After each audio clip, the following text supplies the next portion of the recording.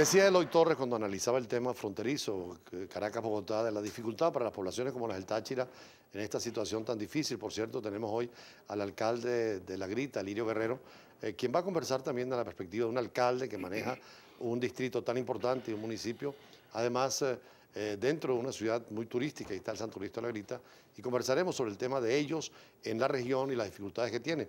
Pero claro, nosotros desde la visión de internacionalistas, lo que se recomienda es que haya eso que establece la Carta de Naciones Unidas, solución pacífica a las controversias. Obviamente, una solución pacífica, conversar, abandonar ese lenguaje escatológico, grosero, pugnaz, acabar con la diplomacia de micrófono, simplemente sentarse. Tú decías que las comisiones bilaterales hay que reanimarlas, que existían antes. Hay que reanimarlas, sí. Comisión venezolana, colombiana. Lo que se organizó pues, en los acuerdos de San Pedro con diplomáticos, con expertos, donde anteriormente el conflicto, la tensión entre Venezuela y Colombia estaba determinada por el tema del Golfo, pero a partir de una determinada realidad que el presidente Pérez logró establecer un conjunto de mecanismos de comprensión con las autoridades colombianas, de crear toda una agenda que sacar el tema del Golfo de las relaciones para ubicarlo en una situación mucho más compleja, entre las cuales estaba el tema de las economías fronterizas. Por cierto, profesor Eloy Torres, venía ahorita de la recepción del Brasil al mediodía en el Hotel Eurobuilding, con muchos diplomáticos y comentaban todo el tema de las elecciones en Guatemala, la sorpresa que ha dado un cómico que se perfila como presidente de ese país después de tanta corrupción donde están en la cárcel el presidente y el vicepresidente. Bueno, eso tiene dos, lo veo desde dos perspectivas. Una, evidentemente que es que lo que se dice, pues la antipolítica está muy viva. Y bueno, quizás desde 1989, desde que se produce el desmoronamiento de la Unión Soviética y de todo el campo socialista y se desideologizó, para decirlo de alguna manera, el concepto pues, de las relaciones internacionales de enfrentamiento, sino que pasó a ocupar otras posiciones. Bueno, quizás surgieron este grupo de individuos quienes, alejados de la política, de la ideología, comenzaron a encontrar a través de su posición un determinado espacio. Bueno, y en este caso, este señor cómico, bueno, no es el primer cómico que asume el liderazgo de una nación. Coluche en Francia tuvo una votación. Coluche fue uno, el propio Pepe Grillo en Italia. Sí. Pero lo más simpático es que últimamente en algunos países, particularmente de nuestra América Latina, algunos mandatarios que se comportan, si bien su oficio no es de cómico, pero se comportan cómicamente cuando lejos de procurar un lenguaje sano, elevado, culto, ponderado, pedagógico, simplemente se reducen y se enfrascan en un lenguaje, repito, escatológico, vulgar, incluso llegan a crear un mecanismo para hablar con animales, y bueno, eso hace pues que se aparezcan ante la opinión pública como individuos que son también cómicos. Pero también los partidos tradicionales, el caso de Brasil y el caso de Argentina, pareciera que la gente está decepcionada de quien llega, promete y después es la corrupción, es la agresión, es la violación de derechos humanos. Sí, exactamente. El problema está en que América Latina es prisionera de un liderazgo muy populista, enraizado durante todo el siglo XX. El populismo no es característico de América Latina, ha existido en todas partes del mundo, ha existido en Rusia, ha existido en los Estados Unidos. Mussolini, Hitler. Mussolini, Hitler. Pero particularmente en América Latina, bueno, hemos tenido a Perón, ¿cómo se llama?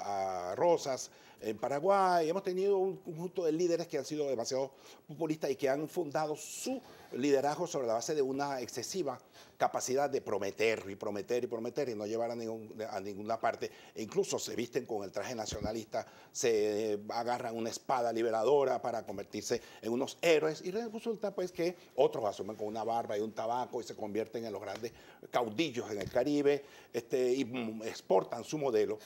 Y otros pues asumen que si presidente obrero, que si presidente campesino, presidente indio, que si comandantes eternos. Todo eso hace que la América Latina se encuentre ante una disyuntiva. Falta una fuerza política histórica, ideológica, seria. Así es. Aquí hay que... Los grandes partidos europeos. América Latina tiene que, incluso por la propia Europa, tiene que repensar la política en términos un tanto más racionales. Ya el siglo XX se acabó. El siglo XXI... lo tenemos en nuestros huesos y nos está señalando la necesidad de encontrar un lenguaje, nuevas propuestas, qué es lo que queremos hacer, darle mayor participación al ciudadano, reducir el Estado en tanto y cuanto el Estado no puede ser esa maquinaria que se impone y pasa por encima del ciudadano. No, hay que darle privilegio al ciudadano para que se imponga sobre las maquinarias estatales. Usted da una materia interesante en la universidad que tiene que ver también con el derecho humano, derecho humanitario, lo que está pasando con las migraciones, el drama del niño que vimos kurdo ahí en una playa recogido por un policía. Alarmante, es alarmante. Es terrible esta situación Un humanitaria. niño de Siria confesó, si no quieren seguir viendo cómo llegan ingentes cantidades de inmigrantes, por favor resuelvan el problema del conflicto que están promoviendo, que se está promoviendo en el mundo árabe. Quizá el drama en Siria es muy patético, pero ahí están las manos metidas de una multiplicidad de factores. Están los Estados Unidos, están los rusos, están los iraníes, están los árabes sauditas.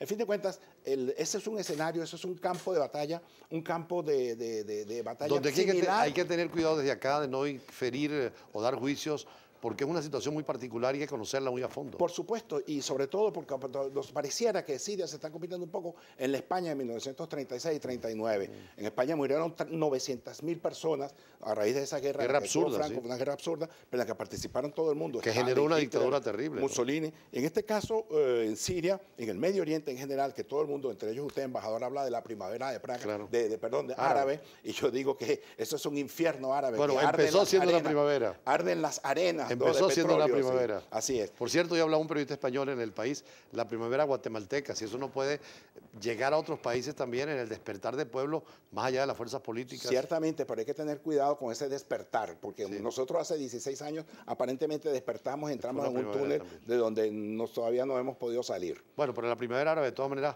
ha tenido resultados en Túnez. Ciertamente. Mejoría en el caso de Egipto, aunque hay una dictadura militar. Ciertamente. Pero hay el despertar de jóvenes y mujeres pidiendo mayores derechos en esa Ciertamente. región. Lo importante es devolverle al ciudadano mayor protagonismo y hacer realmente una sociedad participativa. Por cierto, en esta recepción hoy del mediodía del cuerpo diplomático, me decía el embajador de Irán, que quería que lo entrevistáramos sobre el tema nuclear. Qué interesante que Estados Unidos e Irán llegaran a acuerdos con la Comunidad Económica Europea y con la Unión Europea en general. Exactamente, decíamos eso en días pasados, lo importante que reconocer que no existen enemistades absolutas, así como no existen amistades en las relaciones internacionales. Intereses.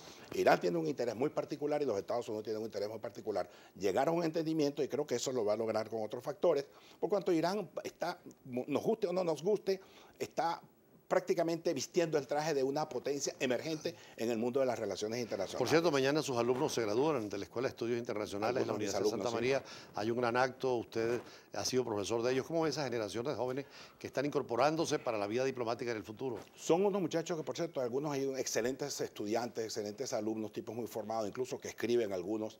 Son de verdad unos tipos unos jóvenes muy estudiosos, muy dedicados, muy respetuosos y sobre todo que han aprendido el lenguaje fundamental de que en el mundo de las relaciones internacionales lo que hace falta es ser educado, ser estudiado. ¿Qué materia les da ustedes a ellos en la Escuela de Estudios Yo soy Internacionales? profesor de Teoría Política 1 y Teoría Política 2 y dicto un seminario sobre la seguridad en las relaciones internacionales en el sudeste asiático. Y esos muchachos tienen mucho interés en la parte internacional y diplomática y quisieran tener ofertas de trabajo, ¿no? Una de las primeras preguntas que yo cuando me encuentro con ellos les digo, ¿por qué ustedes están estudiando estudios internacionales? Muchos me dicen que quieren ser diplomáticos, en su gran mayoría, otros que dicen que quieren trabajar en las empresas privadas transnacionales, otros que quieren trabajar en cuestiones del área de comercio, pero fundamentalmente quieren ser diplomáticos, para lo cual yo les dije, aquí hay que hacer una labor titánica para reconstruir a la diplomacia como actividad. Pero fuera de la Cancillería también hay ofertas de trabajo en los organismos internacionales, sí, claro, en las organizaciones no gubernamentales, tipo la Cruz Roja. Tengo muchos alumnos que trabajan incluso en embajadas, en la embajada americana, trabajan en embajada francesa, peruana, brasilera,